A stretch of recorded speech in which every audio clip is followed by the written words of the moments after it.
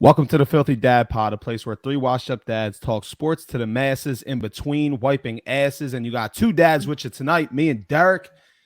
D, how you feeling after this Sunday, baby? I'm feeling fantastic. That's with a PH too. PH fantastic. And I'm not wasting no motherfucking time in telling everybody why we feel fantastic, because the MVP frontrunner, Jalen Hurts, won his game today in convincing fashion, while the other two, Mr. Mahomes and Tua. D, since you called the Tua loss, can you tell me what did Mahomes and Tua do that Hurts didn't do today? They take what we call in Philadelphia L Boogie. L Boogie. You know what MVPs don't do, Derek? They don't lose on Sundays. They don't lose on Sundays, just the occasional Monday. But I don't want to hear, for the time being, I do not want to hear anything else about the 3,500 passing yards. I don't want to hear about none of that shit, because one dude came in today and threw for almost 400 yards and put 4 total touchdowns and spanked an AFC playoff team. And the other two, one got spanked by an NFC team, and the other one just can't get over the hump, known as Tom Flynn and his Cincinnati Bengals. Look, I want to jump right. I don't want to waste no time. I want to jump right into Eagles Titans coming into the game. All three of us, me, you, and Tom, who can't be with us because I think he's a little. How are you still awake? Never went to sleep, but still hungover. Listen, those all three of us get crazy, man. Yo, they made the news. They were on the news. Yeah, I seen that. That's what I'm saying. Those tailgates. Number one, tailgates are just crazy in general, and I mean, you know how our tailgates get. They get a little bit more crazy. A little wild. So yeah, Tom was down celebrating a buddy of ours' birthday, and they wound up getting on the 6 ABC News, and it was a pretty cool little thing. Nice little tailgate they had going down there, and they brought the juice. They brought the energy to the stadium. We already talked about Jalen Hurts as the MVP frontrunner. A.J. Brown absolutely balled out against his former team in a game that we knew was going to be personal coming in, and with the chit chat from AJ to the Titans sideline, it was everything that we thought it was going to be. And most importantly, one of my biggest things coming into this game, and if you're a football fan, you understand going into this game what the Eagles need to do. The number one thing you have to do is you have to bottle King Henry and make Ryan Tannehill beat you. And that's exactly what Philadelphia was able to do. And listen, Tennessee had to commit to passing the ball because Henry wasn't doing shit. And look how many sacks the Eagles got. And look how pathetic the Titans offense looked, especially in that third quarter. I think they ended the quarter with like a yard or 2 yards or some shit like that. Yeah, I mean, it like I said, when I texted you earlier, I was locked into this game because this was a game that I had circled on the calendar. If we didn't take that L to the Commanders, I seriously thought this was a team, because, you know, their culture is defense, and they have a stout running game, which, I mean, that's the two things that the Commanders had in which they did beat us. So I don't think if we would have lost to them, I had this game circled as a huge game for us, and we prevailed. I mean, the defense looked amazing. Beautiful. I mean, King Henry, you know, Derrick Henry, kudos to him. He's a great running back, but we bottled him up. I mean, he could not get going for shit. And running backs like him, they have to keep running the ball so you can get that big body banging around all game, and he gets to thrive in that second half. But he didn't get going. They didn't get going. We started piling the points early, and they had to get the air attack going, which they didn't have. Our defense was stout. Our offense was even better than our defense. Yep. Which, I mean, again, we have a high-powered offense, and what made things even crazier than they already were beating this team, we rarely ran the rock again. We rarely ran the rock. Go ahead. No, go ahead, because I was just going to say, I mean, I know A.J. Brown had over 100 yards. If I'm not mistaken, Devontae Smith had over 100 yards. And if Quez didn't drop some balls, he probably may have been over 100 yards. Yes, so Hurts totaled 380 yards, 3 touchdowns, and 119 went to A.J. Brown with the 2 touchdowns. Devontae Smith caught 5 catches for 102 yards and a touchdown. And their third leading receiver was Jack Stoll. Listen, Jack Stoll's he's taken the targets, at least a portion of the targets that should be going to Dallas Goedert. So to think that this team against the Tennessee defense that, again, you knew that they weren't going to give nothing up. The Eagles had 67 total rushing yards, bro. They did get 2 touchdowns, but they had 67 yards coming off a game where they threw for 300 or they ran for 350 plus. Now, last week, they became, I forget what the stat was. They said it at the end of the game. They became one of the first teams in X amount of time to run for 350 in 1 week and then the following week throw for 350. And that's what we said coming into this game. That's one thing that I preached on Thursday was the Eagles are one of those teams. They do not care how they beat you as long as they beat you. They don't give a damn if it's Jalen Hurts throwing for 400. They don't care if it's Miles Sanders running for 150 and Jalen running for 150. It's a win is a win. And they came out and you said that our defense looks stout. They did look stout. You know who didn't look stout? The offensive line. And I'm pissed off at them. Because they all went to Stoutland University and that game, that first half, I was talking to myself in the kitchen at halftime, acting as if I was on this podcast, right? And I was like, this is the reason. This first half, even though we were winning, and even though I had no worry about Tennessee beating us at that point, because even though we had been playing so terribly, we still had to lead, right? But even with us winning and even with us looking pretty good, that offensive line and all the offensive penalties were killing us. And I was just thinking to myself, this is why the national perception of the Eagles isn't what it should be, because they're not going to blow this team out because they keep fucking committing these stupid penalties that are drive killers. These aren't them little ticky-tack penalties. I got a list of them, bro. Look. Who was it? On offense, they had 5 first-half false start penalties. They had multiple holds. One of them wiped out a bomb to Quez Watkins, which turned out to be a defensive pass interference. They had to use a timeout to avoid a delay of game early in the game. Miles Sanders gets a nice rush, wiped away by an illegal shift. It was either Devontae Smith or A.J. Brown. Jack Stoll makes a big catch. He makes a huge catch in the first half. What's he do the very next play? False start. And now we're 5 yards behind on that drive. And then on the opposite side, it wasn't just the offense. As bad as the offense was with penalties, the Eagles gave up 1 touchdown today. They stopped. That defense gave up 0 according to me. They stopped on a crucial 3rd and 4. They stopped the Titans, and the Titans were in a position they were either going to kick a field goal or maybe they punt. I think they were around like that 35 to 40 yard line range. And Josh Sweat wound up jumping off sides, and that led to a touchdown for the Titans. And that was the one that Treylon Burks caught, and he got cracked.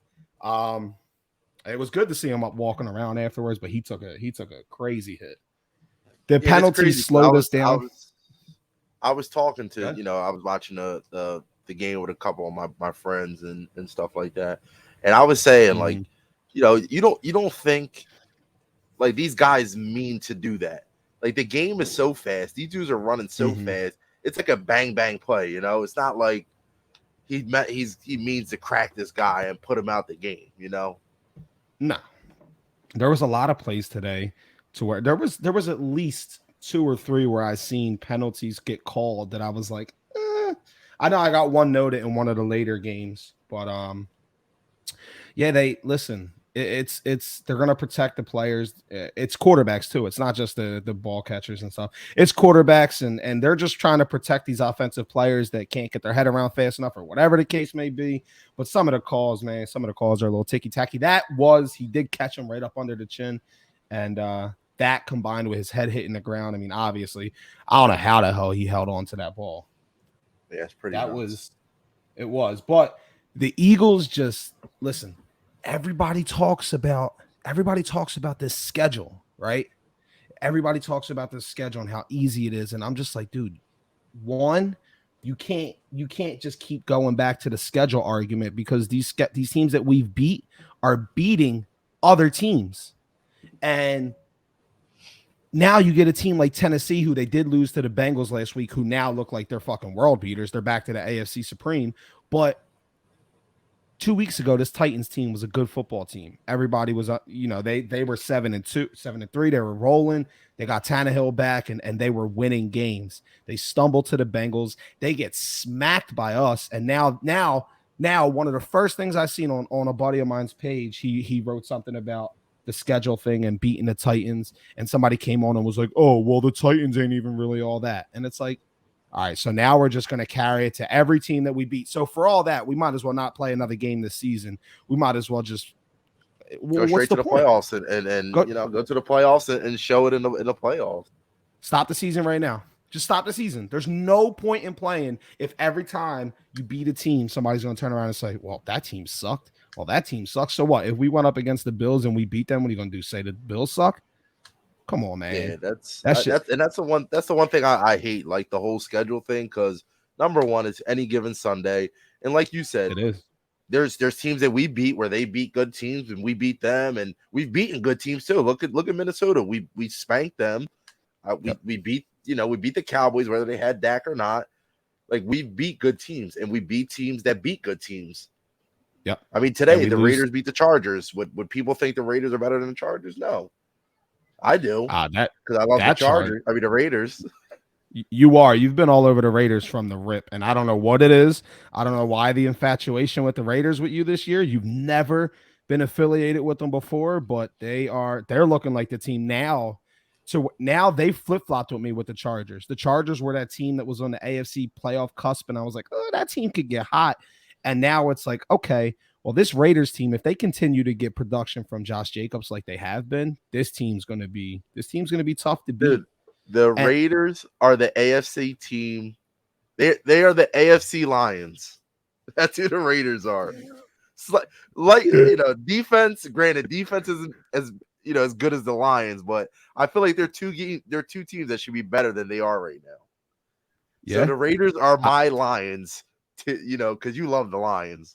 You were on the Lions train, then you jumped off. Now you're back on.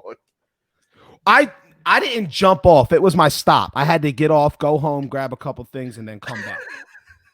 And that's pretty much. It was one of those things where it's like, damn, I've been rocking with them this whole season, and then bang, soon as you go home and you go get your coffee, they're like, oh, they're back. Oh shit, let me run over. The train fucking left me at the station, and now I'm in my car trying to catch the train again. Yeah, they left you right at the 69th Street stop.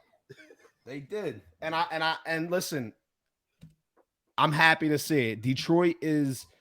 I said that they were a quarterback away from. Jared Goff is playing some of the best football I think I've seen from a quarterback in a long time, especially in a Detroit uniform since they got rid of Stafford, and even his last couple of years there weren't anything to write home about. But I was talking to a Lions fan earlier in Sippo, and I told him, I said, I'm waiting for, I will completely, because the Lions were I told him, I said, outside of a Philly team, the Lions became one of my first loves outside of Philly way back when I lived with Uncle Ricky on Cottage Street, because I played Madden 2000 and Barry Sanders was that dude. And it was just one of those, I play with the Lions all the time. I like Lions, right?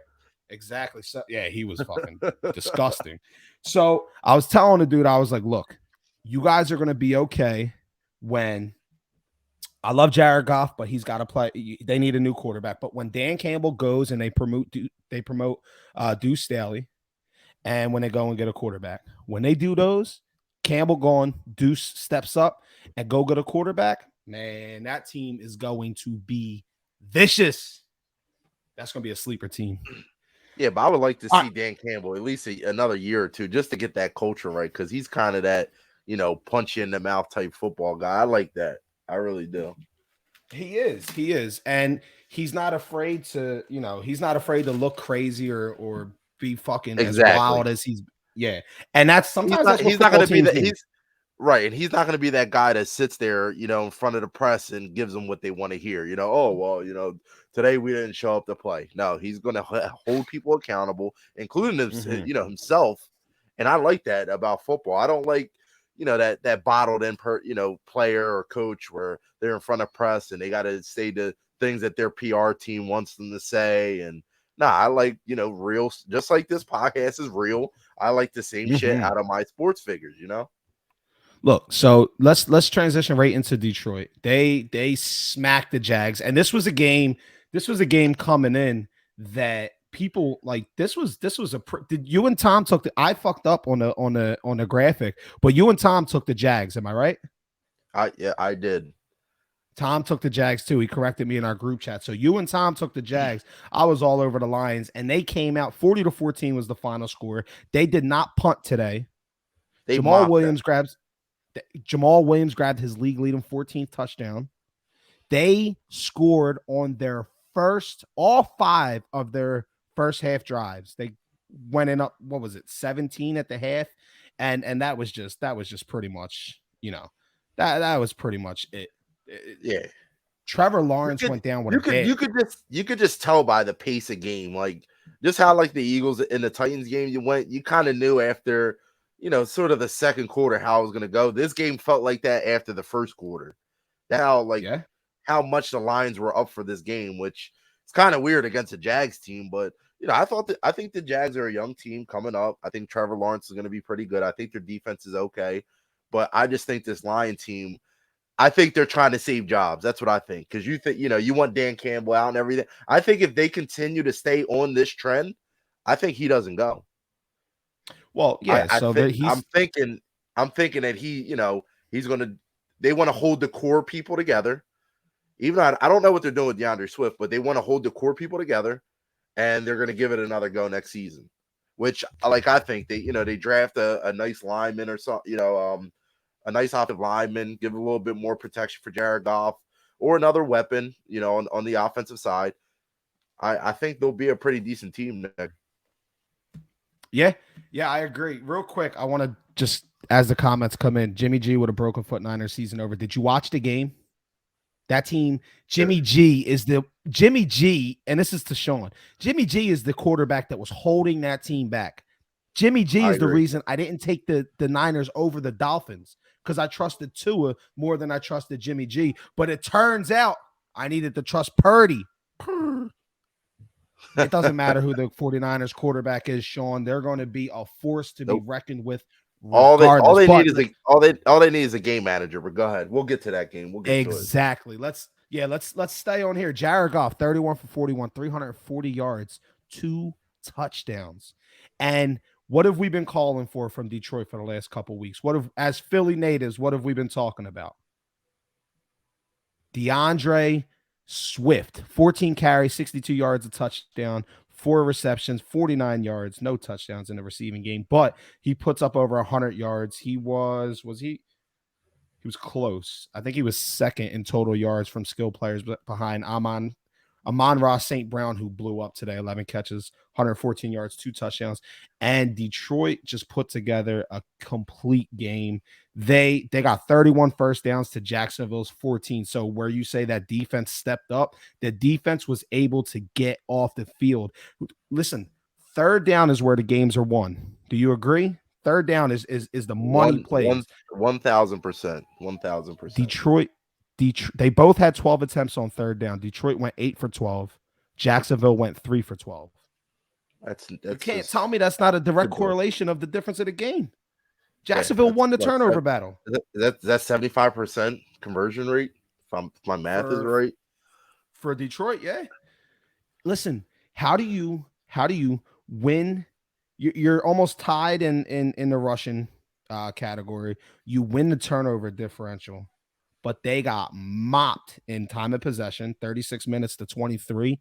And again, they just couldn't sustain drives. And Trevor Lawrence, I had texted you and Tom, and I overreacted. I said, Trevor Lawrence, his season is done. And that was before the broadcast said anything. I just watched. I watched it live, and I watched the replay, and then I went on Twitter. Go ahead.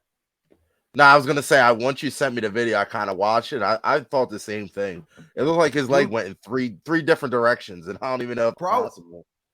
And that was a big boy falling on him. That wasn't a So I was under the assumption, without any reports, anything, just first glance, I was like, that motherfucker's done. And then, sure enough, he comes back, and I'm just like, this dude. What were you about to say? I'm just saying, I like this Lions team. At this point of the season, I honestly wish that they, they had more winnable. that they would have won more winnable games than they had in the beginning. Because I think that, they had a chance if anybody has a chance in the playoffs, but I think they would have had a great chance. But I like this Lions team playing right now with the confidence they are, because it's like they're playing with house money. There's really nothing on the line. They're just going out there playing. No, nothing's on their shoulders. They're just going out and playing. And if they would have played like this in the beginning, from the first game when we played them, it's crazy.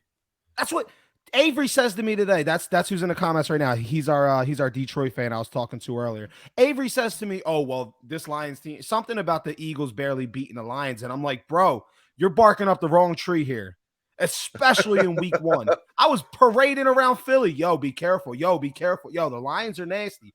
You're barking up the wrong tree, cuz I am a Lion believer. Rawr. I believe in the Lions more than I believe in the Giants, the Commanders, the Seahawks. Like, but they gotta put it together. They gotta win. Yeah, and that's the thing. Like, after that first week when we played them, and we were kind of talking about it. Even before, I think it was before even the podcast. You were just saying like, "Yo, this Lions team, this defense is good. They score, and then they just go and shit the bed," which is it's a shocker to me. Look, it was their defense came out ready to play from the rip. What was it? It was either the first or second drive. I was very tuned into the Eagles game and trying to multitask, which I'm becoming pretty good at. But it was either the first or the second drive. I think it was the first one where they stripped the Lions forced an early turnover on a fumble. I forget who forced the fumble. But the Jags, they fumbled earlier, and then that's the one that Goff gets them down there. That's even the other thing. Is like the touchdown to Jamal Williams. That was Jared Goff getting them down the field. Goff played. Listen, and I've been a critic of Jared Goff from the beginning. I think we all have, because he's direct. It was the first play. It was the second play of the game. ETN fumbled. It was Elliott who caused it. But shit, right out of that, bro, they come out. Goff hits Khalif Raymond. And then Goff hits a couple other receivers, gets them right down the field, and as he always does, Jamal Williams gets an easy walk-in touchdown. He gets all the credit. But I've been a critic. I've been a critic of I'm sorry, I was kind of reading the comment a little bit. I've been a critic of Jared Goff in the beginning because of the direct correlation between him and Philly, which was him versus Carson Wentz. They were linked 1 and 2 through the draft. They battled in. They were the two juggernaut teams the year that we won the Super Bowl, and there were the teams. Listen, them two are always going to be tied in at the hip, and Jared Goff he never took that step. He got his team to the Super Bowl. They didn't win, but he never took that step. And I'm not saying he's taking that step, but he's at least showing Detroit, hey, if we win some games this year and you guys aren't able to get a good draft pick and you guys aren't able to sign Lamar or pry him away from the Ravens, keep building this team, and I'm going to turn into Jimmy G, and I'm not going to lose you games. But Goff, that's all you got to do. They can be the 49ers. They put some pieces on the field there, bro. If they put some pieces on the field in Detroit, they can be the next team like the 49ers. And I'm not saying that they're going to be as good as that team, but they could be a team that can be good enough with a roster around them to overcome their quarterback's deficiencies. And maybe they don't need to go break the bank on a quarterback. Houston is the dude that twisted Trevor Lawrence like a pretzel. 5th-round pick, second game now. 3 sacks. Rodriguez, 5th-round pick this year. Lions winning the draft these days, and that's going to be key for their future. I think trashing Goff when we don't win is an easy scapegoat. He's not as bad as people want him to be for the sake of having something. I agree.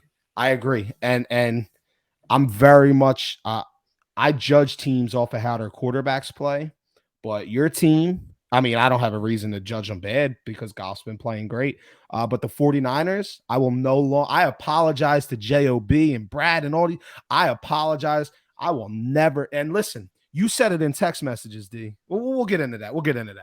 But it was great to see the Lions pick up a big. And listen, I'm not saying that they're going to go ahead and make the playoffs. But in terms of seeding, 1 through 16, 15, 16, because the Chicago Bears have officially been eliminated from the playoffs, as have the Houston Texans. But in ranks of 1 through 16, bro, they're sitting at the 9th seed. They're just 2 games behind the Seahawks to get in at that 7 seed. Who the Seahawks jumped in. Yeah, the Seahawks jumped the foreskins because of that tie. But bro, it's if the Lions get into the playoffs, put it this way. Jason Avery, if you're here, if the Lions get into the playoffs, I'm getting a Detroit Lion tattooed on my leg. No. Don't quote me.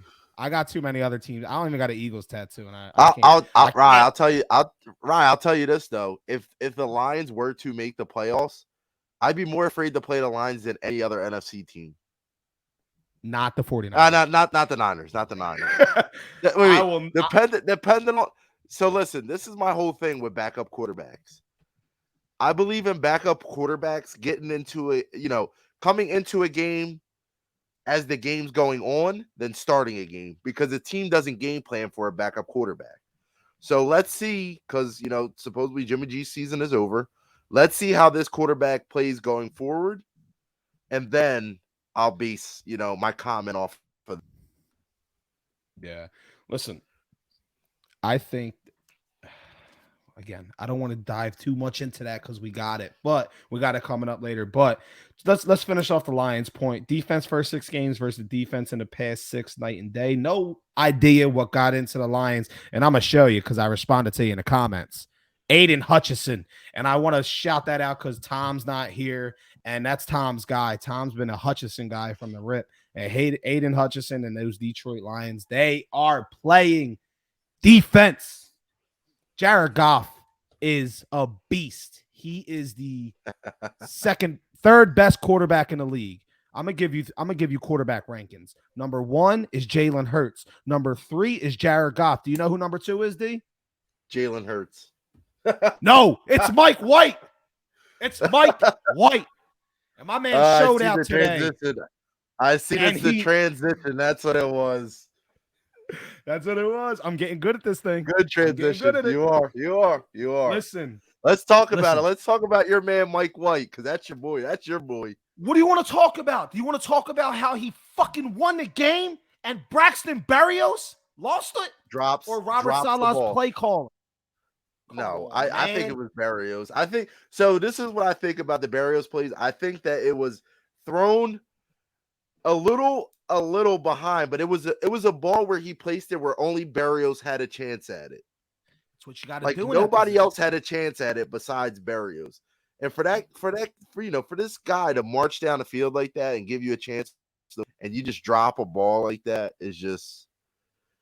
Because again, like I said, I was so locked into the Eagles game. I was trying to bounce back and forth. I only caught some of the ending of this game. And it's like the Jets, they just had chance after chance. I believe they had 2 chances. The first one, I think the second one, Mario's won.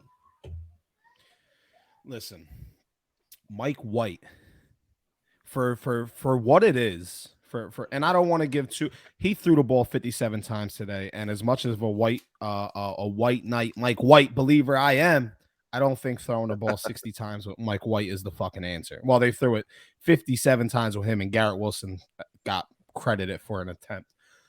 But I mean, we could talk about their drafting has been that this last draft has been very good for them. It's been very good. So listen, I was off base when I said if you hold, I was ready to guarantee if they held Justin Jefferson, that was one of my focal points on the game. Hold Jefferson under 50 and you got a chance. And they did. They held him to 45 yards. He did get a touchdown, but they held him in check. So I don't care. I've watched the numbers that this dude put up. Sauce won. I don't care that they lost the game. Sauce won that matchup. And a couple of his catches weren't even on Sauce. They were on number 28 for what's his name. But, bro, Mike White came into the game. He did ball out. I want to finish my point on him. 369 yards. But what he did today that he didn't do last week was the interceptions. He did turn the ball over twice. And as much as I want to give my guy an out, I can't. Listen, the first one was a tipped pass, hit his wide receiver. It's a little bit behind, goes up in the air, and who grabbed it? Was it Harrison Smith or one of those dudes grabbed it? I mean, granted, the last interception was last play of the game type of thing. Yeah.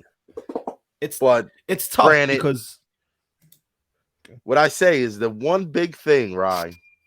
This team, They're right now they're slapping Zach Wilson because they're playing for this guy. They This is are. the team's guy right now. This is the team. Did This Mike White. This is the Jets guy. Not the organization, the team, the guys, the players on the team. They're up for this guy. Yep. So did you see them get off the? Did you see them get off the bus and get to the stadium today? And they're all wearing. A lot of them are wearing Mike White t-shirts. Yeah. I didn't see it, but They you were. guys were talking about it. They were wearing Mike White t-shirts, and Michael Irvin when I was watching this morning, NFL, whatever it is, Michael Irvin had pointed out, he was like, listen, supporting a guy is one thing, but when your starting quarterback is now out and then the backup comes in and now the team is wearing the backup shirts after one game, that shows you that there's more than just his it's not just his play that's affecting his status in New York. It's the locker room issue. I think that and we got into a pretty I wouldn't call it heated, but a good discussion, me and Tom, and earlier on today about, is Zach Wilson done? And I guess earlier in the week or a couple weeks ago, I had said, no, he's not done in New York. But obviously, I've been riding the Mike White train since the beginning of last week. And yeah, I'm still not sure if Zach Wilson's done in New York. But this is making it. One thing I did say when Zach Wilson got benched, I said, in very New York Jet fashion, Mike White is going to come in. And he's going to, and I thought Mike White initially, I think my initial response to him was, well, the Jets are kind of screwed. And then I remember at the end of this segment, I can go find it, I was like, hey, just because it's the Jets, not because I thought Mike White was good, but just because it's the Jets, the thing that would happen for the Jets is this dude, Mike White, would come in and play good. The whole locker room would rally around him. And then Zach Wilson's the odd man out. And then Mike White goes back and shows what he really is. And now, you put that dude on Gilligan's Island by himself. Mike White's not the answer, and now you have a Zach Wilson who is probably going to get benched for the rest of the season. And I mean, he's not even active for these games. There's not even a chance for him to come in if Mike White looks like shit. They're completely sold on this team moving forward with Mike White, and I think that if he continues to play good, it's going to look like a great move for them. But if he stinks it up and comes crashing back to earth, like I think most people probably expect, then you can that's going to be a tough situation for the Jets. So I am riding high on the Mike White train, but I don't know for how long. And on the other side, I don't want to take away some shot. Go ahead. No, I was just gonna just preface that on, Mike White is what the Jets kind of need. They just need a game manager. He could be this team could I'm saying this team could be in that Preffler of the 49ers, the Lions, because their defenses are just crazy. They have great defenses. But then you have people like when Zach Wilson was in, the mistakes that he made, they were costly mistakes. Because you're giving the ball right back, say for instance the defense gets a huge stop, and then you got Zach Wilson throwing a duck and interception. Now you got the defense right back on the field, who's probably gassed because they just, played a huge series. They just shut down a high-flying offense. So I think Mike White, again, maybe not moving forward. I was thinking that the Zach Wilson thing was just a slap on the wrist. All right, we're going to keep him out a couple games, show him that he's not the man. Like, you're not Patrick Mahomes. You're not, the guys of these caliber where you can just think you're that guy. And that's the problem. He thinks, I was a high pick coming out of a small school in BYU, and I'm that guy. But you're not Himothy, bro. You are not him. No. You're not that guy. What's up with these smaller and BYU is a little bit bigger than like the North Dakota States and stuff like that. But what's up with these small school quarterbacks getting big recognition and then coming in and stinking it up? Look, Carson had his flash in the pan, and then you see where he is now. Trey Lance has got 49ers fans asking for Jimmy Garoppolo back. He's also out of North Dakota State. And then you got the BYU guy. I mean, listen, I know they're not as small, but they're and Malik Willis too. And Malik, yeah. So you got I think you might see a little bit of a trend of these teams kind of staying away from. I mean, but then you got the other guys. You got fucking USC who put out Sam Darnold and guys like Matt Leinart and stuff. So I guess it's Yeah, everyone. but It's kind of hit the or problem miss. is that those dudes are playing NFL ready guys though. Like whoever's playing Yeah. Georgia, they're playing NFL defense basically. Those dudes are ready for The the league. closest, yeah, the closest thing. Alabama, Right, Georgia, those teams, yeah, exactly. they're the closest thing you're going to see to NFL. But yeah, when you're in North Dakota State or BYU and you're beating up on Central Connecticut State, like, come on, bro. Right. All right, They're not so even in MAC division. no, but yeah, exactly. So, and then on the other side, the Vikings, we haven't seen this team shut down like this. Really, they had a great second quarter, but outside of that, I mean, they had seven. They looked like the Eagles in the second quarter. They were shut out in the third quarter, and they get that touchdown in the fourth that would prove to be the game winner. But the Jets had every opportunity, and this is where I said to our resident Incippo, the resident Vikings fan, my buddy Jeff, I said to him, bro, I feel like I have the fucking pulse of this Vikings team. I feel like I know what this Vikings team is going to do. When everybody was doubting them, I had them ranked number 2 behind the Eagles. I had them beating Buffalo when nobody did. They did that. Then I was like, nope, they're losing to Dallas. They get smacked by Dallas. I didn't think they were going to get smacked. Then I'm back on the train, and this week I was off. I said, nope, this team is not going to beat that Jets team. Kirk is not going to show up against. Listen, there's a formula. There's a specific mold of a defense that will beat the Vikings. And it's any defense above a top 10. And the Eagles, the Cowboys, and the Jets all have that. Eagles and Cowboys, they were able to beat the Vikings. The Jets with Mike White, this fucking close. So when people ask me, why do you not believe in the Vikings so much? It's because they almost lose games to Mike White. It's because they get blown out by the Cowboys in their home stadium. It's because early in the season, every time they step up and they play a big team, they get fucking bullied. They get bullied. Disgusting. Mike White bald, and I hope he isn't the Jets starter, but he should be without question. Now that is pretty sure that's a Boston. That's a Patriots fan not wanting Mike White as the starter. So even Bill, listen, Mike White, what's his age? Let me get an age check on Mike White, because Bill Belichick, he likes to take advantage of the young quarterbacks in the league. Mike All right, White, how old is this guy? While you're checking them, 27. Never okay, rattled. that's prime. That's prime age. That's a good age. That's a good age. But you know what I love about this Vikings team? What's that? That they're winning right now. They are.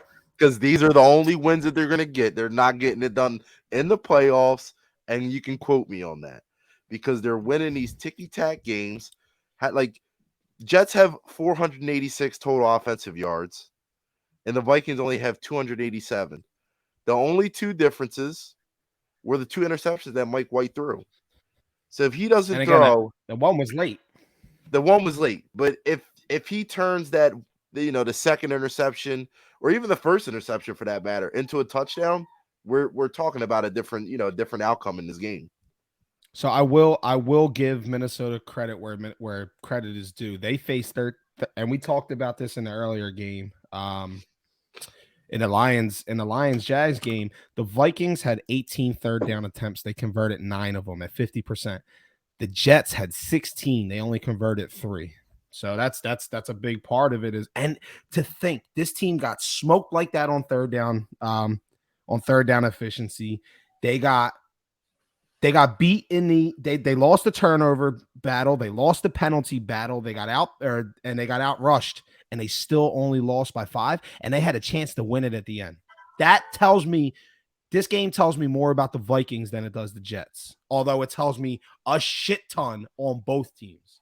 Honestly, the Jets are another team that's a quarterback away, and it sucks because they thought they had their quarterback, but maybe they do. Maybe they're starting a trend. There's some teams that are so good and they got such good defenses that they don't need a good quarterback. Now, I don't think Detroit falls in that. As much as I did say that, I'm kind of thinking of it a little bit. Detroit's defense has been playing great, but the Jets and the 49ers, they have great defenses. They're not defenses. Oh, they played great. No, they are great defenses. They didn't just play good this week or the last 6 weeks. They've been playing good all year. So New York got a problem on their hands, and the Mike White. Mike White's looking like he's the answer for now, but is he going to stay the answer? And then the other New York team just tied Washington, and that throws a big fucking wrench in. And like a couple episodes again, like I said, I just didn't believe in this Giants team. I mean, I didn't believe in them. Frauds. Again, if you look at, you can just look at the stats. I said it, that Saquon Barkley was going to eventually slow down. They beat him up, and been historically, when you have a running back that you're just constantly feeding the ball, he's getting beaten up throughout the season. He's an injury-prone guy from the beginning. I mean, this is what you get. He didn't have, again, I don't even think he had over 80 yards today. It looks like Daniel Jones outrushed him. 12 carries, 71 yards, and Saquon had 18 carries for 63 yards. So again, I don't think this Giants team is. I don't think they'll be in the playoffs. I'm going to say it. I think that this losing trend is just going to continue. They were hot in the beginning. I think they lose 3 or 4 straight. They have lost quite a few. They were 7-2. They lost 2 and they tied 1. I'm pretty sure.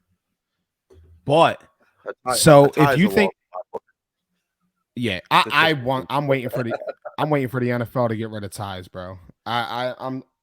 We tied the Eagles. You know what I would love. You know what I would love to see. I would just love that. I would love to see the NFL just go with the college way, which I don't think they'll ever do, just because of timing purposes.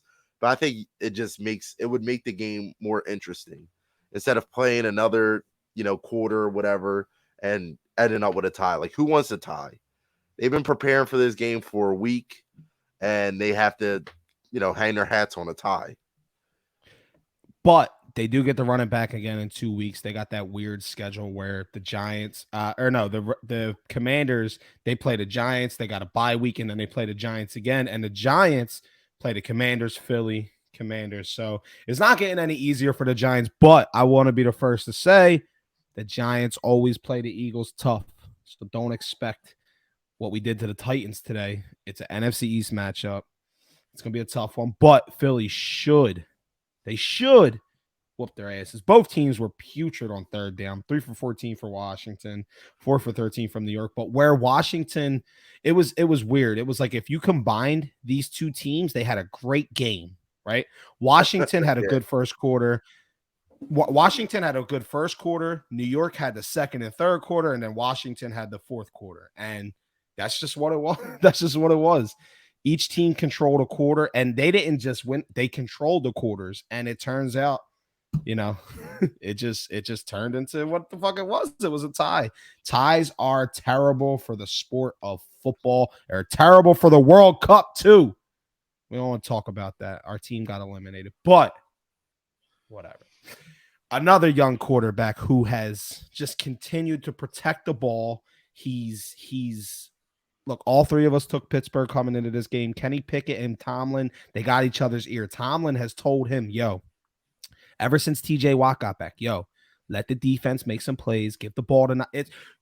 I remember saying with TJ Watt out, Pittsburgh needs Watt back, because when Watt is in the game, this dude is a game changer. Not only does he make the defense better, he makes the whole team better. And what happens when TJ Watt comes back? Najee Harris just woke up. He just remembered how to play football, and now Najee Harris is he's balling again. Like, he's not having these dominating games that maybe, but he's effective. 17 carries, 86 yards for them today. That rushing attack was effective. Kenny Pickett was efficient, and the defense played great football. They held Atlanta to 6 points at halftime, and then the offense faded in the second half. They only put up 3 points, but I can't give them hate for that, because that's a lot of times what the Eagles are wind up doing is they beat a team in the first half, and then they come back and they kind of slow it down in the second half and they play a little bit of keep away. And it seems like now it was a much closer game. They really didn't have the opportunity. It was what 16-6 at halftime, but they did what the fuck they needed to do to win. Kenny And you know Pickett what I love? protected the ball. You know What what do I you love love? about Najee getting going? That What? TOP, time of possession. What was Pittsburgh the had the stat ball for there? 32 minutes. Well, 33. And Atlanta had it for 27 minutes. You got to keep the ball out the other team's hand. Like I've been saying from the beginning of the season, that's how you win. Time of possession. Get Najee Yep. Harris going, get the run game going, keep that clock rolling. And look, these are the outcomes from those type of games. This was one of those games that I feel like you could look at on paper, right? And this is what I did, and this is what you and Tom did. This is why we all chose Pittsburgh, right? Atlanta has a shitty defense, and typically any team going up against the Falcons, whether it's the Lions, go look at all the previews I've given out of the Falcons the last couple weeks. I'm always on board when they play the Chargers, when they play the Bears. I'm always on board with saying this game is going to be a high score because Atlanta could put up some points when they need to play catch up, and their defense is just trash. But this is one where you got Pickett, who Tomlin obviously doesn't trust enough to.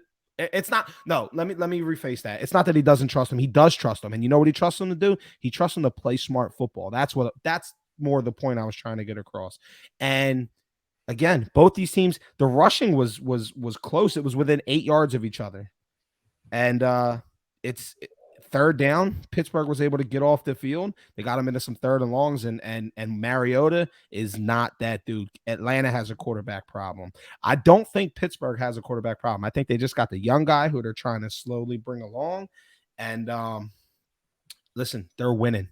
They won their last 2 games. The game before that was the game versus the Bengals that they didn't win, but they fucking took the Bengals to the brink, who just beat the Chiefs. It's NFL is wild. That's why I don't respect the schedule argument that the schedule's this or schedule's that. Because if that's the case, then why are these other teams losing? Why did the Vikings almost lose to the Jets? And I know almost doesn't count, but why did the fucking Steelers damn near beat the Bengals, who now look like world beaters? I don't get it. You know what else I don't understand? How a city that can be so vicious. I've been to this city and I went, oh, you know what?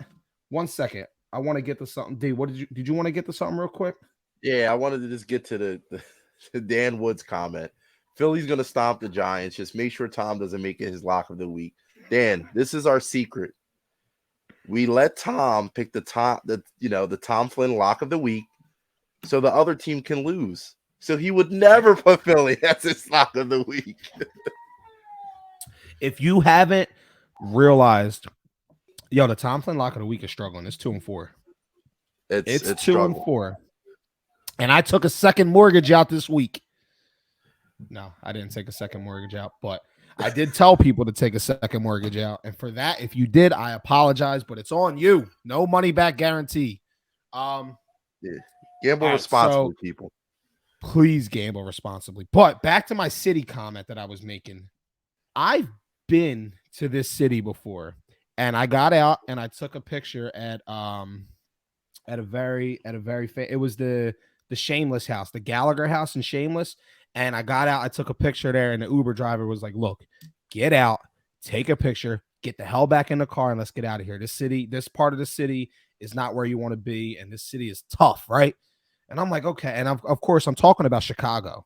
And this city is tough. This city is they're the murder capital of the world. Not that translates to Philly, but it's just they remind me so much of Philly. The mentality is rough. Everybody's like, you say something like this, like I'm ready to. Huh? Yes, exactly. And imagine, this was the argument I had with Colin earlier. Imagine Tony Romo with a Super Bowl ring coming into Philly, beating the Eagles, looking at the crowd and saying, I own you.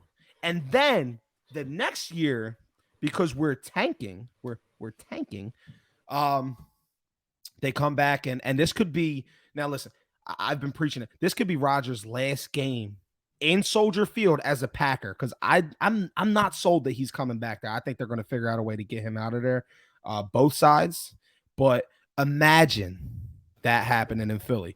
Let Rodgers come in and say what he said, and then in his last game, you let him come in and beat you. I don't give a damn about the tank. I don't care about the tanking. You can lose one game and still get a top 3 pick to go get the kid from Alabama or the kid, whoever you want. You can still do that, and you can send Aaron Rodgers packing with a fucking L, and instead you lose. And when I talked to the dude Colin, who's a Bears fan in Sippo, he said, "Oh, you obviously didn't watch the game." No, I watched a lot of that game, and I watched where your quarterback looked good, and I watched where your team looked good, and I watched that bomb to N'Keal Harry that he caught, and the other. I watched it. I know you guys were shorthanded and Mooney wasn't there. Eddie Jackson. I understand. I pay a Derek. You've been with me since the beginning of this. I've been covering the Chicago Bears since we started this podcast. You've had the Raiders. Tom had the Bengals. I've been dubbed with following the Bears around. I've gotten them every week. I've had to break them down, previews and recap. I've been watching this team, and I've been calling for a dub from Justin Fields, and he still doesn't do it. He's soft. The city of Chicago is soft. And you guys are some losers. I'm pissed off at Chicago right now, bro. No, listen, I like you just said, you've been not levying for them because I mean they're the Bears, but you've been saying this. Can Justin Fields win this team? Can he win them a game? And he just hasn't been able to finish. He has not at all. How do they let the Packers come back and score 18 points in the fourth quarter? This is a depleted Green Bay Packers team who I don't think the coach gets along. I'm not even gonna lie to you. I've been moving from my old house and moving into a new house, and I really haven't been following football because I just been moving too much. I seriously picked the Green Bay Packers thinking that the Bears up and Jordan Love was playing this game. And when I seen everybody that was playing, I'm like, oh shit, the Bears are probably gonna win this game. Like Justin Fields is gonna run all over this Packers defense that's fucking Swiss cheese. They're not cheese heads, they're Swiss cheese, this defense. Yep. And they were gonna win the game. And then once they got it was a 16-3 at one point, I'm like, they're about to roll this team. I was like, I don't know. And I was honestly already thinking about coming on here and be like, is Aaron Rodgers done or not? And even though, we could still have that conversation, today or tomorrow, but the Green Bay Packers, they did what they do. They came back and they won the game. It's Aaron Rodgers. He kind of owns the NFC North per se. He does, bro. And that was my biggest thing was not it. Listen, I understand. Oh, and that was my other point that I'm going to get to real quick. I understand the whole tanking thing and losing and whatever, but there's certain games that you got to show up for. And listen, then, right. Just real quick, but I hate to cut you off. Nobody anything about tanking when it comes to the city of Philadelphia with the process. That's what I said. So, he said to me, yo, I swear to God, I love that you fucking picked that up and this wasn't right. Dude, he said to me, I swear to I'm going to try to find it real quick and read it word for word. He said, it's obvious that you don't understand how tanking works. I said, bro, I'm a fucking Sixers fan. I could write a book on tanking. Don't tell me I don't know what tanking is. We had season tickets when they were $250 during all their tanking years. When they had Jakar Sampson playing. I only got 2 fucking hands, and I can give you the amount of wins the Sixers had when we had season tickets. They had 9. Yeah. They had 9 wins. Don't talk to me about tanking. I know more than tanking. I know more about tanking than the entire city of fucking Chicago. Tell me about tanking. We spent more money on parking and beers than we did on our seats. We did. I was actually telling Kayla that the other day. She was like, Dad, we should go to a Sixers game. And I'm like, yeah, you've been to a lot of Sixers games. And she's like, I know I haven't. I was like, Kayla, you probably been to like 20 Sixers games before you were 3 years old. They weren't fun. They might not have been fun, but you went. You were there. Dude, I always go back to it was me and Steve. We went to a game. I forgot. I think they were playing the Knicks. The Knicks or the Lakers. Me and Steve Jones, we went to a game. Dude, and mind you, the Knicks were a pretty decent team at that point. And you would think it would draw, at least a New York crowd because Philly was not coming out. And I mean, we had to be on, at the second row. We were on the second tier, first row. And all you hear is Steve yell, yo, LaVoy Allen, You're a bum. I mean, the stadium got quiet. It's like everybody heard him and just turned around. Like that, we were going to games when the Sixers were at. Bro, do you remember Lavoy Allen? That's what I'm Don't saying. tell me. Don't tell me I don't know tanking when I watched Lavoy Allen and Tony Roten. Don't do it. Fuck out of here. I will not accept that. You will not teach me anything about who did I say? Yeah, you know what I'm getting at. All right. Yeah, we're back to Chicago. My bad. Fuck Chicago. Oh, I don't want to talk about Chicago anymore. I want to talk about the Packers. Christian Watson balled out again. Yeah, listen, Watson. Go ahead. Again, and I don't know if they are good or Aaron Rodgers just makes them good, but he's been balling out. You know, he's somebody that would definitely, you know, especially for fantasy purposes next year, maybe if you can get him in a later round, that's definitely a good pickup. Yeah. Listen, he took a what did he take? He took a jet sweep or like a reverse to the crib today. I don't know. I think that one may have gotten called back. I'm not sure. I tuned out a little bit because I think I was arguing. 46-yard run. He did. It was a touchdown. Okay. 46-yard run. Listen. I've bought into these quarterbacks and I want to see them do great things. And Justin Fields isn't doing it for me. And I'm sure next year, listen, they got $100 million plus in cap space to spend on free agency. They got a good draft pick. Who knows what the sky's the limit for them, but they got to get something going. To where the sky's the limit for them, the fucking bottomless pits of hell seems like where Russell Wilson and I knew it was coming. I knew it was coming. They're riding down to the depths of hell. Dude, you weren't on Thursday's show. Obviously, again, you were moving. Big things going on. Hey, hold on. Before you start, this would have been my toilet bowl game of the week. It should have been it is the toilet bowl game of the week. Listen, from here on out, every Denver Broncos game is the toilet bowl game of the week for me. It has to be.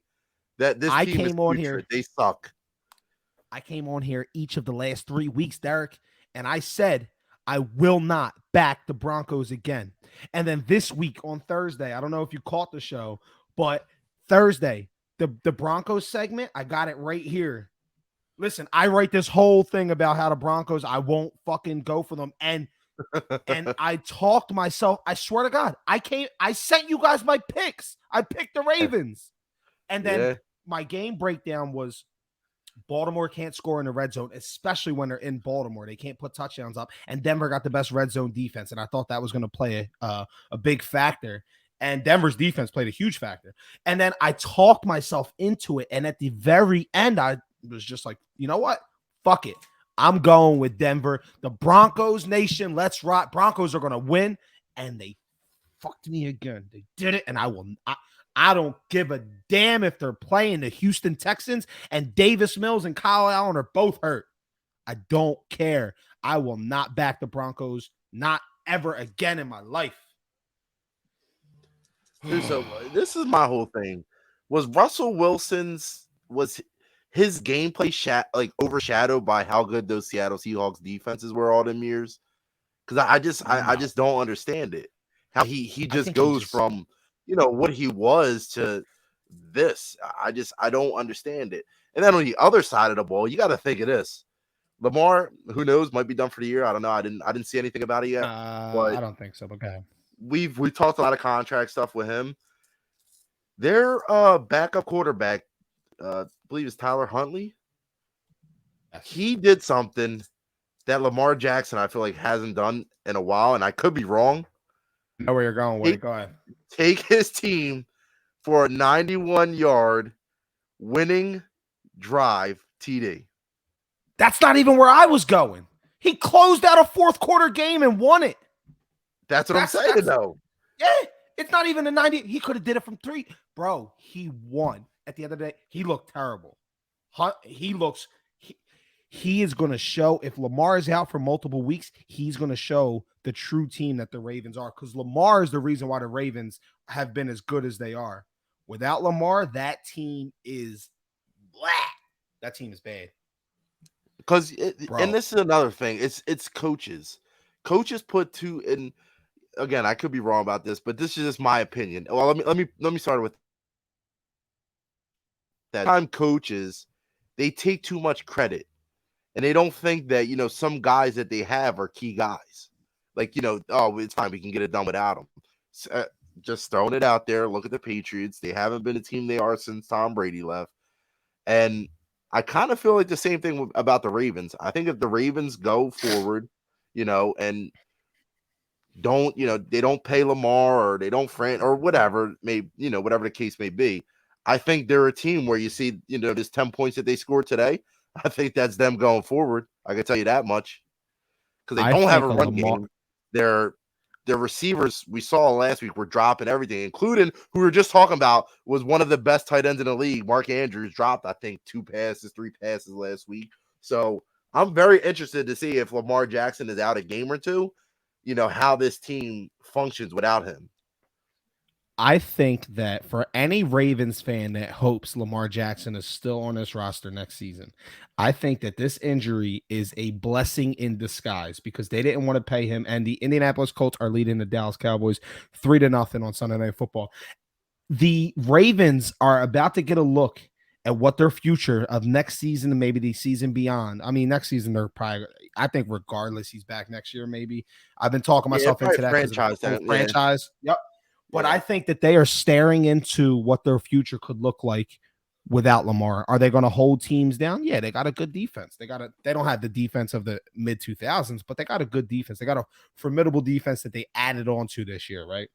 But on offense, bro, their running backs always hurt. They don't produce. Their wide receivers suck. Their tight end is their tight end and their quarterback. Go ahead. I was going to say, if I wasn't mistaken, either it was the beginning of this year or last year, like all 3 of their running backs were hurt, and I think they had to start a 4-string running back. Bro, it's every year with this team. This team's like towards the top in injuries every single season. They need to look at some new trainers. Some new nutritionists, some new trainers. Everything, bro. Because they're just like you said, they're always at the top for injuries, always. Mm-hmm. So it was tough, and talking about injury. Listen, the Ravens are still going to make. They're not going to make the playoffs. Game. No, they're not going to make the playoffs. No. Fuck that. Too many good teams. Too many better teams than them. The Titans are better than them. In my opinion, Titans are better than them. IMO. You know why? You know why the Ravens even the Dolphins losing today, the Dolphins are better than them. Yes. I know where you're going with this. And the Bengals are better than them. I knew you were going there. The Bengals. Tom's team is back. I can't hate on them no more. They just beat the Chiefs, and they're the reason why Jalen Hurts is going to win the MVP. So thank you, Cincinnati. I appreciate y'all. Much love. But yeah, it sucks. I have to eat crow on this one because I've been counting the Bengals out from like week 3. I'm eating it. I told him, listen, who were the 2 guys I was on this week? I was on 2 on the Dolphins. I was on Mahomes and the Chiefs, and they both lost. And I said it to Tom in the group chat before the show. I said, yo, there are the 2 losses I will take because it's going to help me in the Jalen Hurts MVP race argument. Cowboys just converted to 4th and 1. The one thing I don't like, in terms of the MVP thing is like it's most valuable player. It's not most valuable stats guy. Look at the at his number and the problem is his numbers are up there. His numbers are up there. They're not Patty Mahomes-esque. They actually might be now that he had the big game that he had today. But his team is 10-1, and it's or 11-1. I'm sorry, and it's because a huge part is because of him. Listen, I watch Skip and Shannon every Monday I love the way them 2 battle. I love the way that they go back and forth. And one of the biggest things is Skip's actually on the side of Jalen Hurts, to where Shannon's on the side of Uncle Shay Sharp is for Patty Mahomes. And the biggest argument is the stats. Uncle Shay must be on that yak. That's what he must be on. He on that yak. He's on that yak. Listen. He must be. If he comes in tomorrow and tries to argue, I'm gonna be pissed. I'm gonna be upset because as of right now, there's no argument. There's no argument. It's Jalen Hurts didn't do that to a shit team. Jalen Hurts did Right. that to one of the better AFC teams. And now I'm waiting for people to discredit the Titans. I told you it's already happened. People are trying to discredit the Titans and it's Tennessee and you guys should have did that. Like, nah, fuck off. The Titans, no team before us was putting points on them like that. I'll tell you that, bro. Exact. The Titans, PFF has them graded a top 5 defense. So, in my opinion, they are. Listen, just go down the schedule. The Chiefs put 20 on them, right? The Chiefs only put 20. The Bengals only put 20 on them just last week. Just last week, the Bengals put 20 on them. The Bills did put 41 on them, but we did what Buffalo did to them. We did what we were supposed to do. Yeah, and I mean, we won that. We won that game, by the start of the third quarter, well, mid third quarter. So, I mean, I think we kind of let our foot off the gas. But like you said, I mean, Patty Mahomes, he had an average game today, and they lost. He had an average game, and they lost. And Joey, what Tom says, ice in the veins, Joey Burr. He had a banging game, and the Bengals are trending in the right direction. I was going a different direction, but let's stay here. Let's talk about that Bengals-Chief game. Bengals did beat the Chiefs. It was the same, if I'm not mistaken, it was the same exact score of the AFC Championship game last year, which was 27-24. And I am turning Dallas scored 2, by the way. CeeDee Lamb got a weird play where he got tackled, but he rolled and stayed on top of the defender, gets up, walks in for a touchdown. But the Bengals, and the reason why I'm in on the Bengals now is not because they beat the Chiefs. I don't give a damn about them beating the Chiefs. I do, but I don't. I care about them beating the Chiefs and the Titans because they were both revenge games. They were both revenge games. They were the last 2 teams they faced last year in the AFC in the playoffs. The number 1 seed Titans, boom, knocked them out.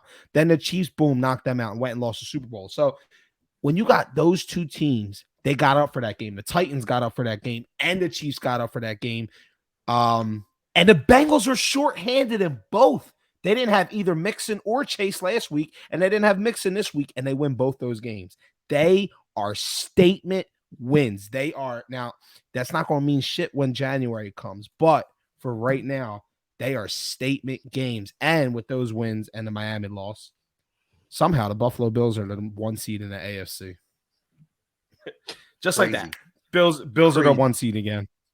Crazy. They went up from they weren't even last week. They weren't even leading their division. Miami was crazy. It's crazy. And they win on Thursday. Like don't even win today, and it's a great Sunday for the Buffalo Bills. How about that? It's a huge Sunday. They didn't have to play today. They got to watch everybody else get their shit pushed in. Yeah. But good game between the Chiefs and the Bengals. The Bengals were able to shut down. I mean, his final stat line 4 for 56. I mean, even that is like okay, kind of got Kelsey was, for the most part, Kelsey was bottled.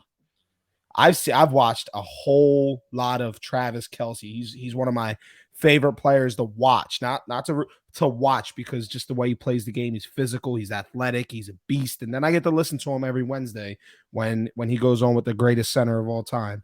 But he got shut down today for his standards. Jamar Chase is back. He balled out. Who dropped that wide open touchdown? Was that Higgins or Boyd? I had texted in the group. It was Boyd. It was. Tom said he got too excited. Bro, I don't give a damn. That you make that catch. That's that team that you just beat, that could have cost you. And that team that you just beat is a formidable opponent. They're probably still I still look at that team as probably the favorite in the AFC, even though they just lost to a mixing-less Bengals. Simply because it's that dude Mahomes. I know he didn't have the best day, but I will not. There's only one quarterback I'm taking over Mahomes this year, and that is Jalen Hurts, baby. Jalen Hurts. Hurts so good. All right. So in the Broncos and Ravens game, we got to talking about an injury to a starting quarterback, which was Lamar Jackson going out, and we had another huge game, a big game of the week. I called it game of the year.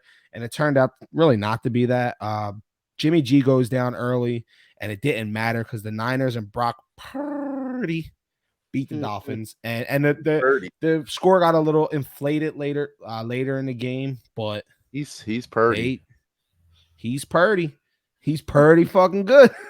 25 for 37, 210 yards, 2 touchdowns, 1 pick. Now, not only was he the third string quarterback coming into the season behind Lance and Garoppolo, and then he comes into this game not even, and they always tell the backups to stay ready, whatever, blah blah blah, but he comes into this game not even expecting to play Jimmy G, and then when he does get in, he's staring across the field at the best offense in the league.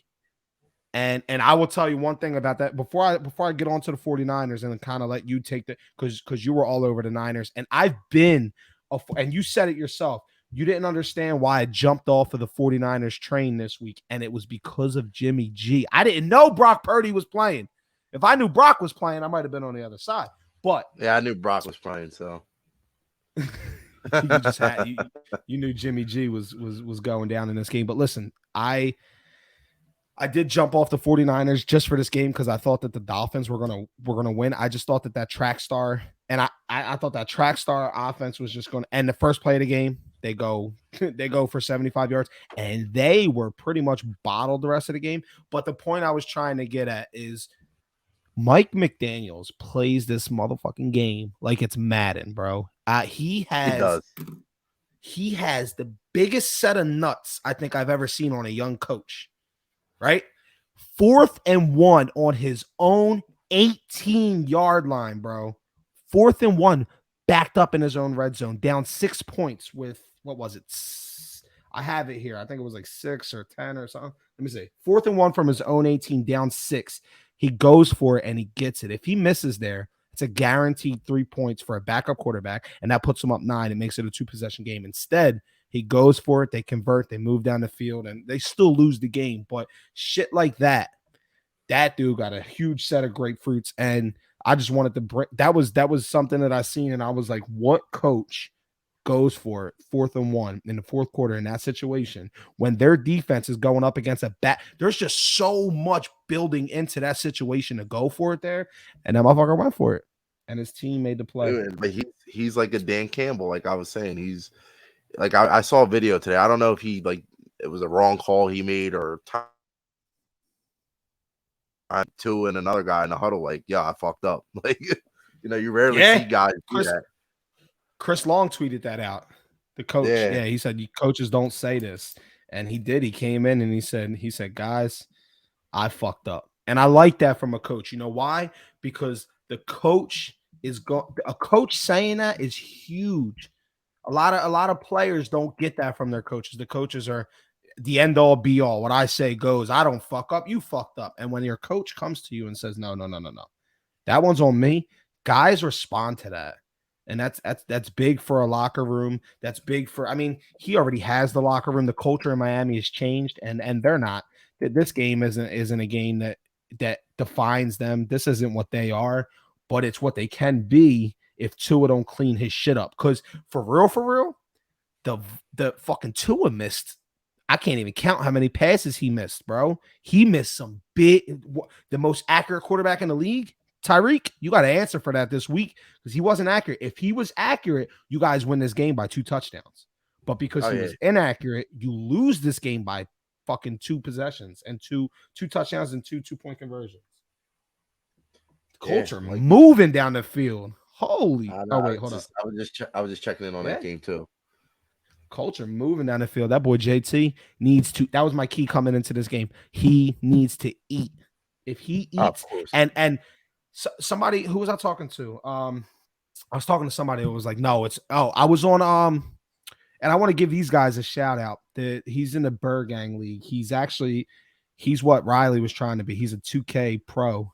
That dude's name's Bobby, and him and a couple of his buddies got a podcast. It's called Pick'em Fam, and I've been tuning into theirs and kind of interacting with them over the weekend. And I was talking to them about this Dallas game. Let's go, touchdown Colts, baby! And I was talking to them, and I said, don't be surprised if the Colts beat the Cowboys. And the reason why is not because I think the Colts are better. I think that the Cowboys are a fantastic team, but they're weak in the run defense, and the Colts got one of the best running backs in the league. And Trayvon Diggs got out. See, this is why Diggs can't be the best corner in the league. He gets beat too much. You don't even know the fucking wide receiver that just caught the touchdown and he beat Diggs on a fake inside slant and then cut back out to the man. I know the dude is a ball hawk, but he sucks. He gets beat too much. But my point was JT was going to ball out, and Matt Ryan, he's not what he used to be. But I said my comment on there, it said Matty Ice got one in him. And at the end of the day, he is a pro. He's not Zach Wilson. He's not Mike White. He's not these quarterbacks he's not Kenny Pickett. He's not quarterbacks you have to worry about. You can look at Matt Ryan as a head coach, as Jeff Saturday. You can look at him and say, yo, go out there. You don't have to remind him to play safe on a national scale. He's playing in a primetime game against the Dallas Cowboys. You don't think that this dude knows, okay, I'm about to come in here. I'm going to protect the ball. I'm going to take what they give me, and I'm going to let JT and that defense do what the fuck they do. And early on, he's letting JT and that defense do, and even though the defense fucking gave up a touchdown. Colts score 10-7. And let's hold on to this. Let's get a dub. Let's get a dub out of them. All right, so the Seattle Seahawks, they did wind up winning their game. That was a game that was coming down to the wire. They beat the Rams and John Wolford 27-23, and it was an NFC West battle. It was a close game, but one that I really keyed in on, a matchup I keyed in on this game was DK versus Jalen Ramsey, and they were going at it. There was jawing, there was hand waving, and there was, yo, follow me across the field. There was Ramsey talking shit to Pete Carroll for sending him across the field, and then the game ends on the game-winning touchdown is Jalen Ramsey getting beat by DK, and it was almost poetic at the end. Did you catch any of that? Did you catch the ending of that game?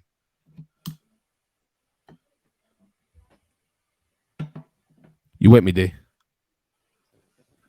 Yeah, I'm here. All right. Yeah. Okay.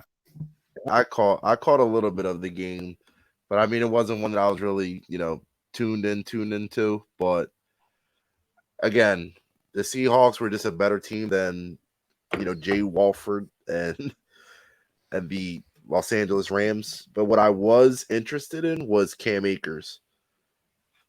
But I am actually going to. Cam Akers, he's been a weird story. He's kind of been in and out of, like, is he staying? Is he going? Is he this? Is he that? And yeah, he got he got a good touchdown. Go ahead. The thing is, was with Cam Akers, they would say he's injured, but he's really not. But I am actually watching that touchdown, and DK just little boyed Jalen Ramsey. That's what that was. He did. He just did what he wanted to. And DK is one of those guys. Hold on. DK is one of those guys that I hate watching. I hate watching him and Justin Jefferson, and you probably know where I'm going with this. So I try not to watch DK too much. Because they should be wearing the same shirt that I'm wearing, or the logo at least. Exactly. Up here. Yeah, there are two guys that we should have, could have, and would have had if we would have just fucking followed, just did what the ESPN scouts said. Not, oh my God. I mean, listen, I'm not even a scout, but come on. I always say, get the guys from the big schools. If they have good stats, get the guys from the big schools. We love the Pac-12 for some reason. Pac-12 don't love us. Could you imagine if we had, let's just say, for instance, DK on one side and AJ Brown on one side? That would be like crazy. Well, now, I don't know if the cards would have flipped that way, but yeah. I'm just, shit. Let's play the other game. Could you imagine if we had fuck? I love AJ Brown, but send him back to Tennessee if we get a chance to have DK and Justin Jefferson, and that's not far fetched. All you had to do was make the picks. Yeah, that was a year apart. That was it. Tough, man. And instead we took JJ Arcega-Whiteside and Jalen Reagor. who caught a pretty deep pass today, but fuck Jalen Reagor. Nice. All right, let's jump into the last game on the slate. It was the last game that finished up. The Raiders did beat the Chargers. They held on. They win 27-20. And D, take the reins, bro, because you've been on this team from the rip. I've been saying it. The Raiders, and hold on, I gotta give props where props is due, though. You've been telling me, well, you've been saying on this podcast, give the rock to Josh Jacobs, because what does that do? Yes. That opens up the play action fee. That brings defenders closer, so guys like Devontae Adams can just dog them and do whatever they want. So Did you see get Josh Jacobs going, and then Devontae Adams is just going to say, "Oh, you're going to throw the ball to me? Just put it wherever, Derek Carr. I'll turn around. I'll go back for it. I'll one-hander it. I'll just throw the ball in my direction, and I'll find it and I'll grab it." That's exactly what he's saying, bro. Devontae Adams is a dog. That one-handed catch he had today, or that monster catch, it didn't even count. He wound up being out of bounds, but but it was nasty. It was, and I think what's his name had one like that today too, Jamar Chase. But Josh Jacobs, 144 yards on the ground, 1 touchdown. Devontae Adams, 177 yards, 2 touchdowns. And listen, their defense they're not world beaters, but they do got a defensive line that just continues to make plays.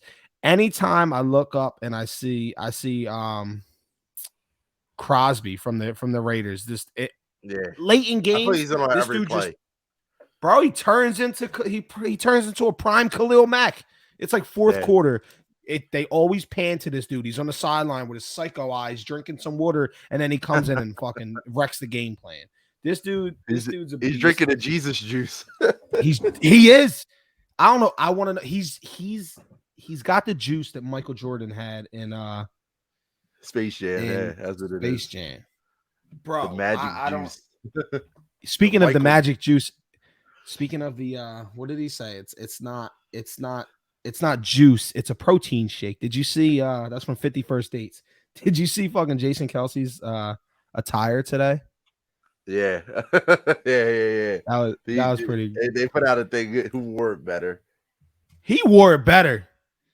I mean, he didn't wear it better on the field because he got a lot of penalties today, but he did wear it better. Yeah. No, but listen, the Raiders, if they just continue to give the ball to Josh Jacobs, let Devontae Adams eat, don't turn the ball over, Derek Carr. You did it today, and you need to not do it because they are the fucking things that are going to hurt your team. Not only did you throw a pick, and I don't care how it happens, you threw a pick 6. Okay? Right. You opened up the game with the first the Raiders were sloppy. They come out 3 plays, punt. They come out their next 3 plays, and they fumble. They come out their next 3 plays, they throw a pick 6. Then they come out their next 4 plays, and they punt, and somehow they win that game. The Chargers stink. I wish Tom was here to tell him how much his Chargers stink, but he's not. Who was so I want to get into real quick.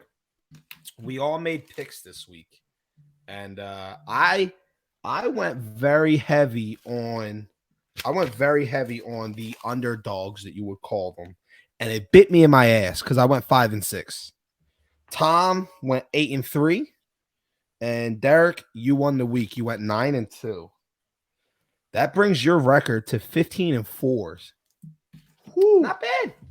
Not bad. Not bad at all. Not too shabby. You want to know? Shabby. You want to know my record? 10-9. You were. What you laughing at? I'm above 500. You know what? I'm gonna do what y'all do. Good. I'm not taking no underdogs. Fuck out of it. I took the Bears. I took the Broncos. Oh no, maybe we should switch it up and do it by line because it would make it a little bit more interesting. We can. Instead of straight make up. it by line. I mean, listen, I'm not against it because it's a long season. And I am on some of these teams that you guys aren't, but you guys are on some of the teams that I'm not. It's going to be interesting. Tom is right behind you. I think Tom is 11-5. So okay, no, he was 6-2 and he went 8-3. So he's 14-5. Yeah, 14-5. So he's one behind you, but I got some grounds to make up. Yeah, you do. I do. And But I yeah, mean, it was. next week's slate is kind of self-telling, if you ask me. I'll tell you what game. I haven't I'll even. tell you what. I know we have Thursdays, but I'll tell you a game I'm looking forward to next week. Was The that Minnesota Vikings versus your Detroit Lions. the Detroit Lions are about to? I'm gonna be on their side again. Spoiler alert. Not only are the Vikings losing this game, but they're losing big. They are in Oh, Detroit. yeah, they are in Lions. Detroit. Let's run through next week's games real quick. Thursday night's going to be a fucking snooze fest. The Raiders and the Rams, but it's a good chance to turn around and see the Raiders if they can, because that's still a good Rams defense. Yeah, AD might be back. I doubt it, but it's a good chance to see if they continue going. Raiders, Rams. Just first look, these won't be official picks. Who do you got? Raiders. Me too. Vikings, Lions. I'm gonna say Lions for a little bit more day. Okay, I'm taking the Lions, and I don't need no fucking prep time. Ravens, Steelers. I'm taking Pittsburgh. Yeah, I'm taking Pittsburgh too. Okay, Browns, Bengals. Bengals. Oh, the Bengals. The Bengals might win that by 14 points. Yeah, Bills, Jets. Oof. Mike White is going Jets. down. No. Give me the Jets. Don't do it. Give me the Jets. Buffalo is reduced. They are coming off 10-day rest. They got beat by the Jets. This is a revenge game in Buffalo. This is a dub. All right. Battle of the Texans. Texans and the Cowboys.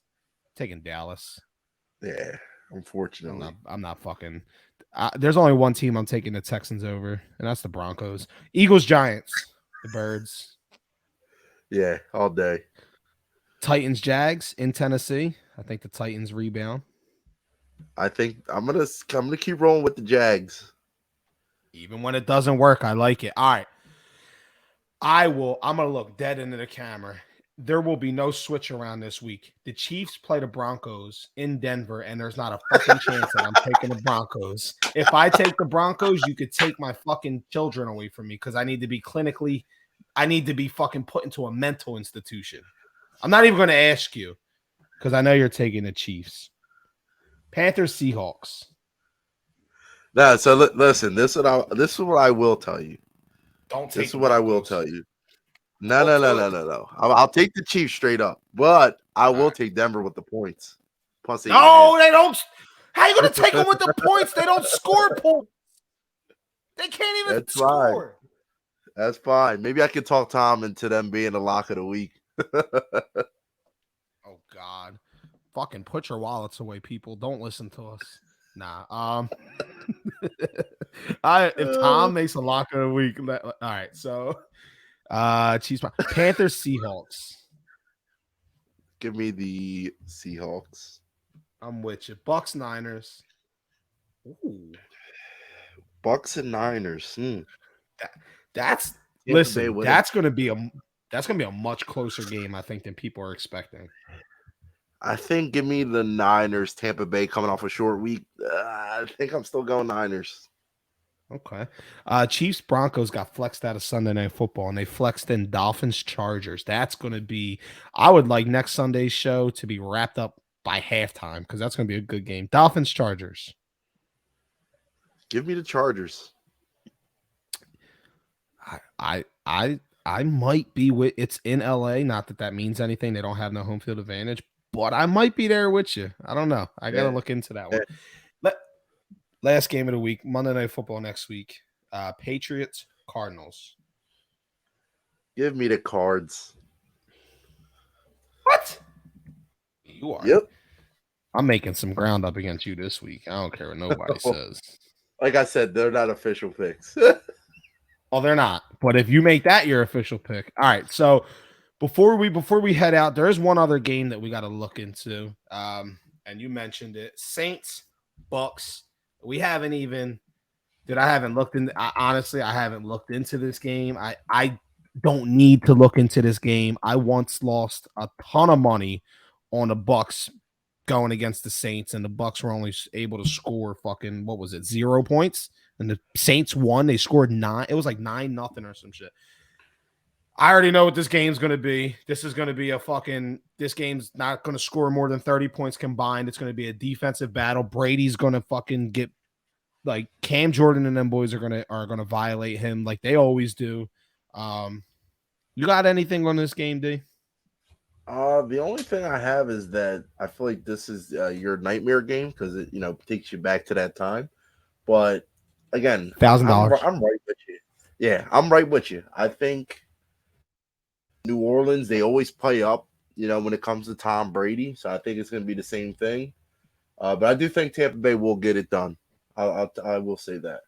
We need New Orleans to start losing. We really do. So, well, they lost last. I think our picks at like number 6 now, number 6 or 7. Yeah, I would love it to be top 4 though.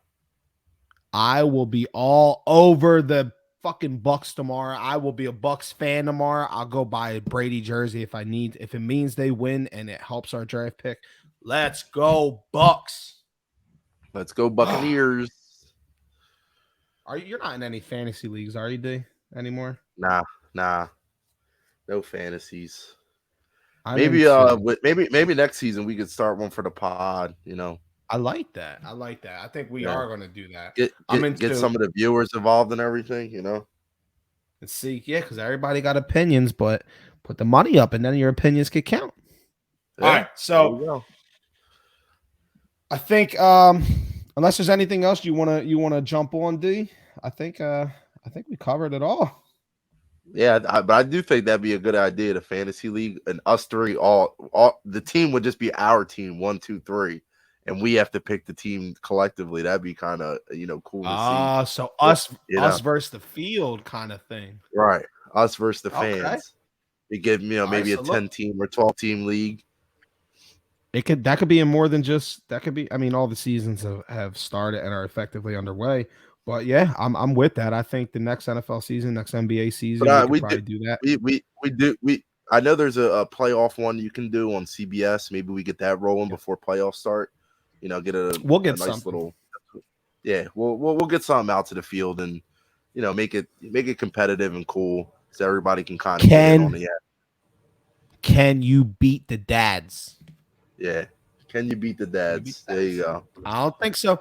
All right, so I appreciate everybody tuning in. We're gonna keep it a little bit shorter tonight. But I appreciate everybody tuning in. You can catch us again Thursday, 7:30 p.m. Eastern Standard Time. And again, next Sunday, same time, same place, recapping the same league. And I promise it's just the NFL is just so wild right now, but we do have plans to get into it's. Listen, we didn't call this the Filthy Dad NFL pod. It's the Filthy Dad pod. So we will be getting into other topics and stuff like that. It's just, listen, the NFL is king, baby.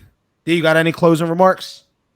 No, just like you said, right now, the NFL is what everybody's kind of watching. We will start sprinkling the NBA and NHL and everything that everybody's interested in, but we're kind of trying to figure out, because this is new to us, how to kind of get a gauge on everything at the same time. Because at the end of the day, we are dads first, and podcast kind of comes after that. Listen, we're trying to put in all the work. Exactly.